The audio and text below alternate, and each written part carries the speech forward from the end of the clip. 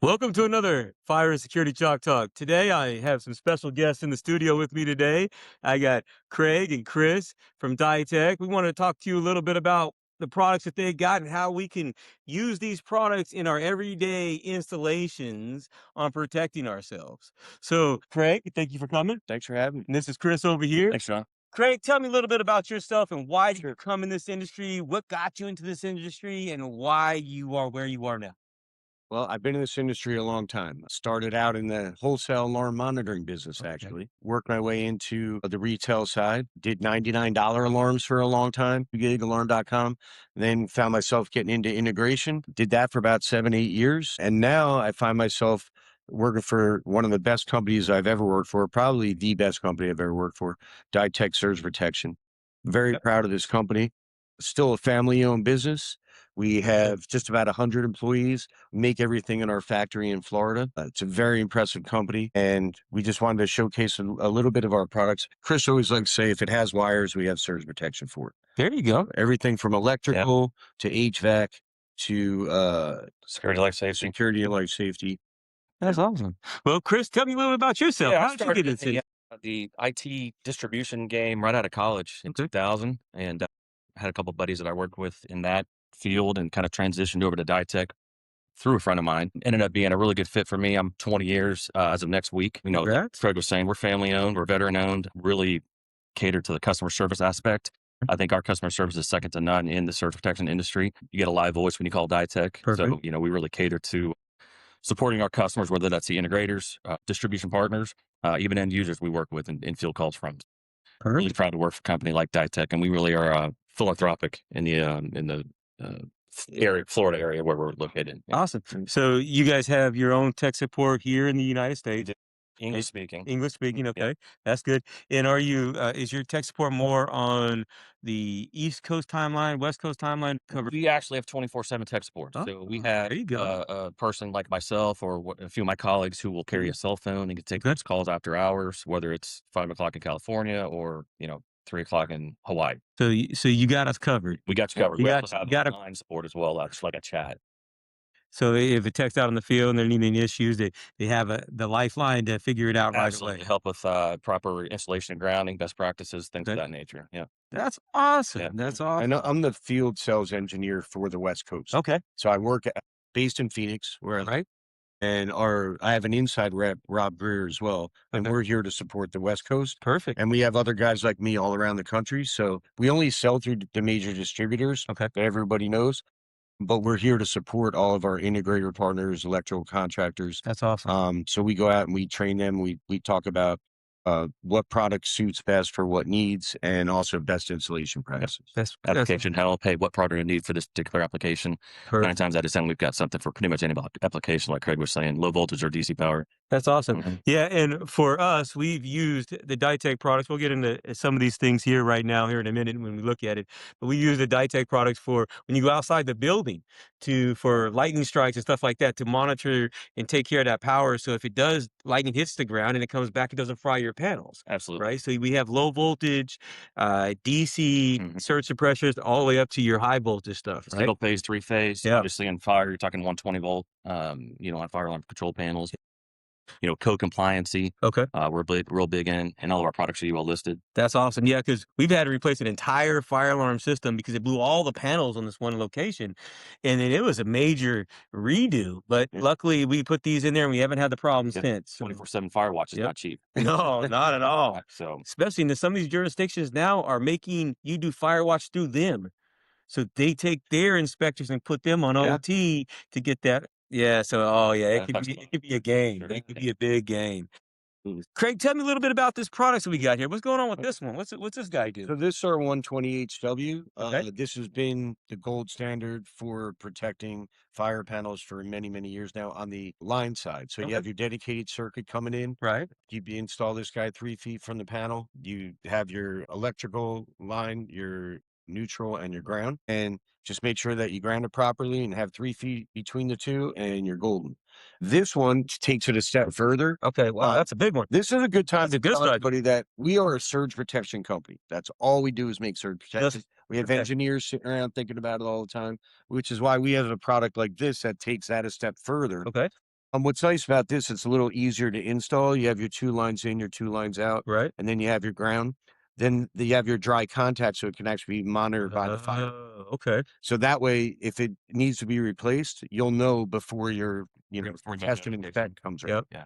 Yep. That one just has your indicator light on it. Yep, and the ones we've used before for our line voltage had the indicator light, and Right. when we do our annual inspections, that's part of Yeah. it, is the bright light on or off, right? Absolutely. And if it's off, then hey, we got to replace it. It's a great product, just like a lot of our other options. It's kind of a good or better option. Mhm. We have a product for pretty much any budget. That's awesome. Mhm. And this guy right here, what's this? So- This is heavy. What a lot of people don't realize is we make surge protection for a lot of different things. Okay. Probably after a fire, our next most popular surge protection is our network. So this is actually a rack mounted network surge protector. It looks like a PoE switch. Basically, you can have all of your cameras, all of your WAPs, all of your anything IoT coming into there with a 3-foot jumper to the switch. Any excess voltage that comes along. We have one ground wire that grounds everything. Perfect. And these are all hot swappable with each one, meaning that you never have to replace the whole thing. If one of them self-sacrifice itself, you just change the one out. So you don't have to take it out of the chassis and the rack. Yep. Just a really quick 30-second Really easy. And swappable. I see that there's terminals on the side. Could this be monitored as well? That can't be monitored, but basically, you know how this works. It's kind of like the bouncer at the club. You got to get through this guy to get to the switch. Okay. The switch being the club. So, it's all about protecting any of that field wiring.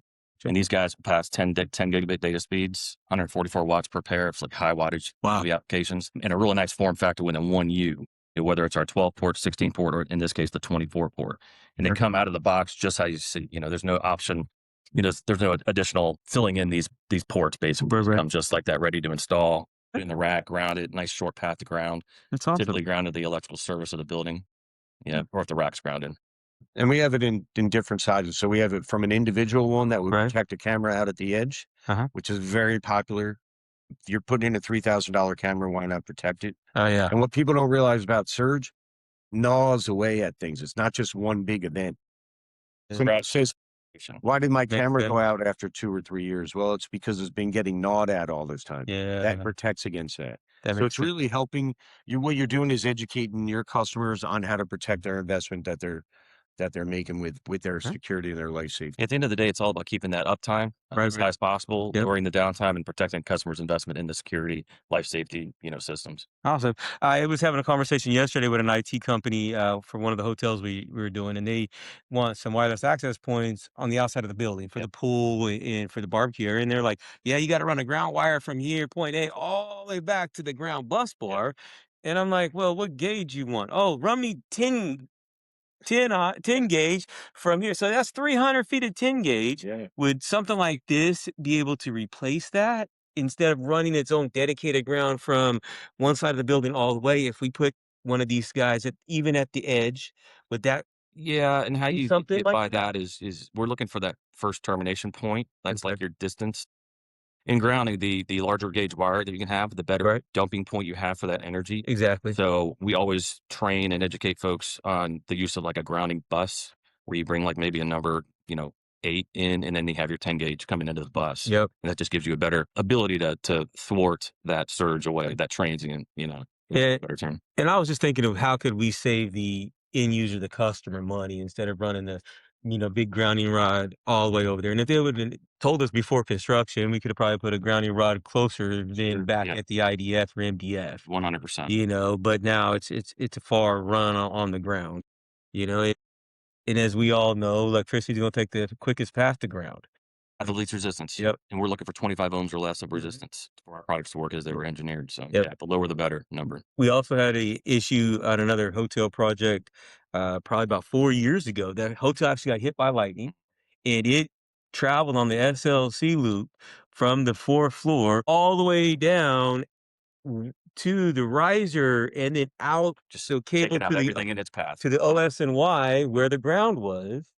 Because it never actually went to the control panel. It just followed that Yep. 18.2 gauge all the way through and took out everything in that path. That's all why the way it's so through. important to protect every copper conductor coming into the building. Yeah, no doubt. That's awesome. We're very proud of our company. And the other thing is what I like to tell people on the West Coast, because not everything is stocked in our distributors, sometimes things need to be shipped. And what people need to realize is we run a well-oiled machine. Any Like that. PO that comes in before 10 a.m. Yeah. will ship same day. Otherwise, it's going out the door the next day. No tariff increases because we're American made. Yep. I like it. And very aggressively priced as well. Perfect. Yep. And if someone needed to get a hold of you, how would they get a hold of you? They can find me on LinkedIn for starters, but they can also find all of us through our website, DietechSurgeProtection.com, which is a Perfect. very easy website to peruse as well. We have all our data sheets on there, all our install guides, CAD everything. files. Anyone. Cat files. Yep. There's a territory map as well. Kobo. So depending on where you are in the United States, you can figure out exactly who your sales rep is. Yeah. Yeah. And then another quick thing we were talking about a little bit ago is now this stuff is actually being required by code, right? On these Absolutely. fire panels. Most states it has been, but in California in particular, you guys out there from California, these are both CSFM approved. And it's you guys jumped to 25 code this year. As of January 1, wasn't it? As of As January. more. So you guys went right from 20 to 25. So I know you're doing a lot of work in hotels. 23 code also instituted that every hotel room, dorm room, and Anywhere somebody sleeps. apartment unit, Right. all those branch circuits have to have surge protection Awesome. as well. So yeah, basically where anybody's sleeping. Yeah. And Dwelling. to find the code section for this, you don't go to NFPA 72, right? You go to NEC. Okay, the NEC 70, and that's where it is. Yep, correct. I think it's 760. Something, yeah. So 760, somewhere around there in the NEC 70 is where you'd find it. So if you're looking in the NFPA 72 or the California Fire Code or just the International Fire Code, you're not really going to find a real good definition of why and how come. You need to look into the electrical code, and that will tell you about why you need to protect your life safety systems. Absolutely. Awesome. Well, gentlemen, I appreciate you guys coming in today. Thank you for having us, being on It was awesome. today's Fire and Security Chalk Talk. Once again, I appreciate you. Thank you so much. Have a blessed rest of your day. You guys be blessed. Have a great day, everybody.